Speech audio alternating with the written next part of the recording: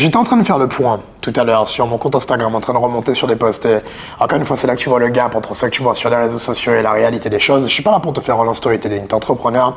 Mais il y a quelques mois, j'étais au même endroit, à Miami. Actuellement, je suis avec toute l'équipe. En novembre, j'étais avec ma mère et ma sœur que j'avais ramenées dans le but de profiter.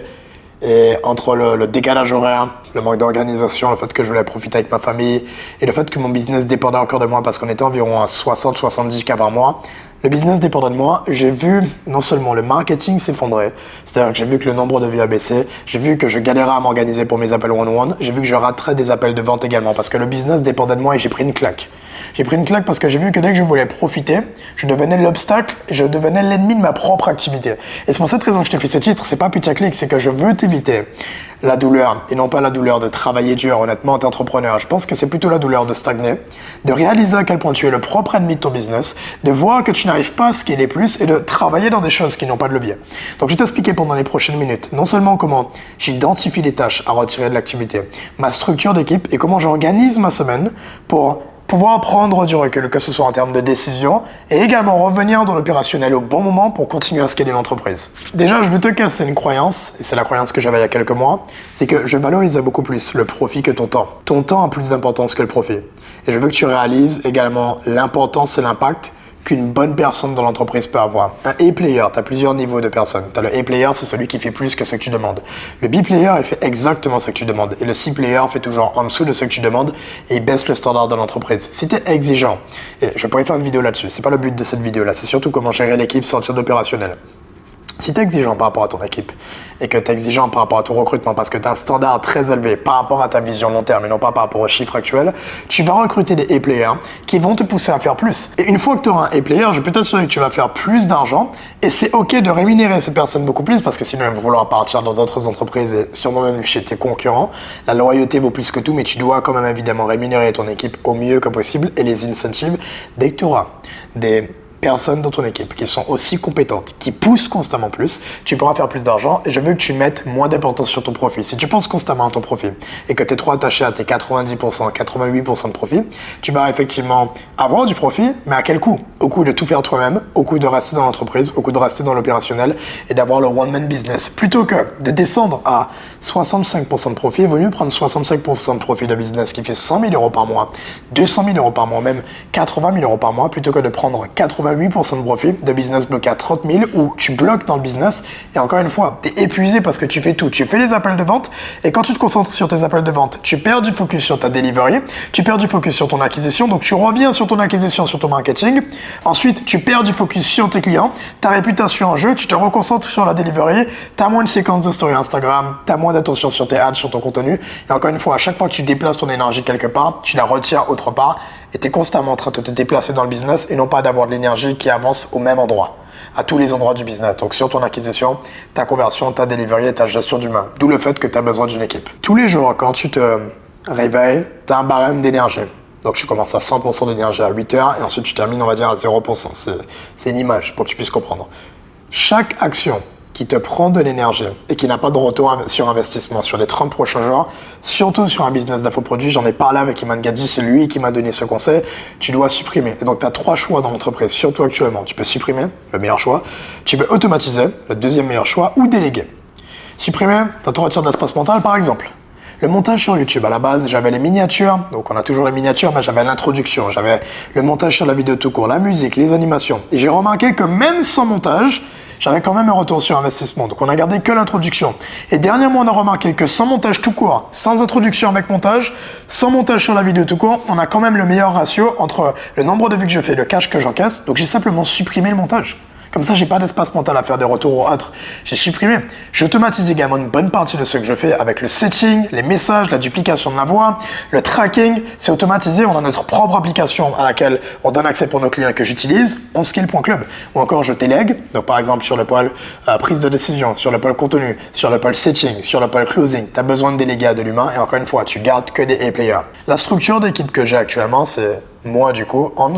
Ensuite, le CEO, / avec qui on va gérer la partie du SaaS et de l'application. Donc, c'est un projet beaucoup plus long terme. En parallèle, c'est pas juste, encore une fois, je tiens à appuyer sur ça, ma vision court terme. J'ai pas vraiment de vision court terme. C'est-à-dire que je m'en fous de faire de l'argent là maintenant, peut-être de faire 100, 200, 300, 400. J'en ai rien à foutre.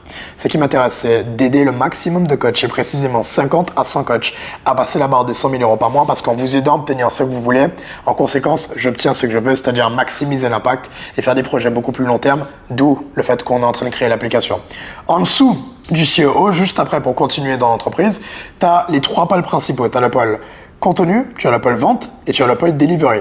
Sur le pôle contenu, tu as le Head of Content qui va gérer 2 clippers. Un clipper qui va gérer le contenu long et un clipper qui va manager également avec le clipper du contenu court. Donc, qui va l'aiguiller sur quoi faire, ensuite aller sur les Reels, etc. Pour chacun des pôles, tu as un assistant. Donc, j'ai un seul assistant dans l'entreprise, c'est suffisant. Et cet assistant, il va gérer tous les pôles. Mon organisation, mon agenda personnel pour moi. Il va gérer avec le CEO pour le SaaS. Il va gérer avec l'acquisition pour simplifier certaines choses. Et ensuite, tu as le pôle de la vente. Tu as le Head of Sales. Tu as mon premier setter qui va simplement faire du volume, envoyer tous les messages, etc.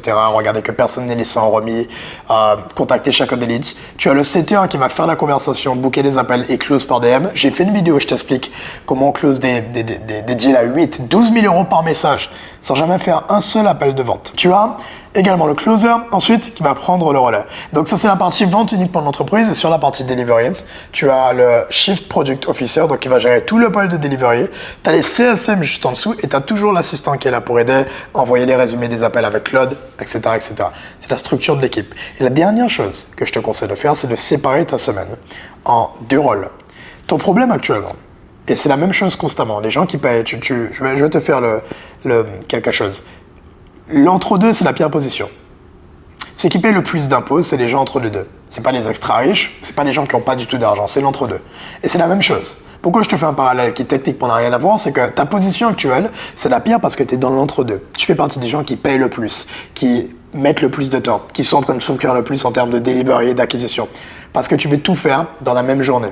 Sépare ta semaine. Dans ta journée, ce qui se passe, laisse-moi deviner. Tu te lèves, tu as un appel à 10 heures. Ensuite, tu essaies de faire du deep work, mais comme tu sais que tu as un appel dans 2 heures, du coup, tu fais mal ton travail pendant 2 heures. Ensuite, tu as un autre appel. Tu es fatigué à l'appel parce que tu as essayé de deep work. Ensuite, tu manges, après, tu vas filmer du contenu. Sépare ta semaine. Tu as le rôle de leader et le rôle de manager. Le rôle de leader, tu donnes du temps. Tu donnes du temps à ton équipe, à tes clients, tes prospects. C'est les 3 types de pales à qui tu donnes du temps. Et tu vas faire que des appels. C'est-à-dire que dans ton emploi du temps, c'est all-in. Tu n'as que des appels toute la journée. Tu prends du café, tu fais que tes appels. Et ensuite, tu as le rôle... Alors, pardon, j'ai confondu, excusez-moi. Tu as le rôle de manager, du coup. Tu donnes de l'humain, tu manages de l'humain. Et ensuite, après, tu as le rôle de leader. Tu vides ton emploi du temps. C'est-à-dire que tu n'as plus aucun appel. C'est important d'avoir aucun appel. J'ai des jours dans la semaine, le jeudi, le dimanche et le mardi, je n'ai pas d'appel. Je vide mon emploi du temps complètement. Et je vais me concentrer sur le contenu, filmer des vidéos comme on l'a fait actuellement. Je vais me concentrer sur prendre du recul sur les décisions. Quelles sont les prochaines vidéos, les prochains concepts, qu'est-ce qu'on va faire? Est-ce qu'on va organiser quelque chose de différent sur le marché? Comment on peut innover sur la prochaine vidéo YouTube? Prendre du recul pour prendre les bonnes décisions pour la partie management et ensuite scaler l'entreprise. Si tu suis ça honnêtement, non seulement tu vas avoir plus de temps, tu pourras plus profiter avec ta famille, plus d'espace mental, tu vas faire plus d'argent, tu vas peut-être prendre moins de profit, mais tu vas prendre plus de cash en réalité dans ta tête, enfin dans ton business, et la vie sera beaucoup plus belle. Ça fait pas sens d'avoir un business d'infoproduits si c'est pour travailler toute la journée. Je peux t'assurer que tous les gens que je connais, j'étais avec Sway il y a 2 ou 3 jours je crois, 2 jours on allait dîner, ou même je l'avais déjà vu à Paris, j'ai vu Iman également en appel. Tous les infopreneurs que tu vois qui performent et qui font 100 000 euros par mois travaillent moins que toi parce qu'ils savent comment structurer leur activité. C'est des gens qui sont 100% libres de leur emploi du temps. Si tu suis les conseils que je vais te donner, tu vas avoir une différence radicale. Et quelques mois plus tard, je suis à Miami et ça n'a strictement rien à voir. Je peux faire ce que je veux des journées.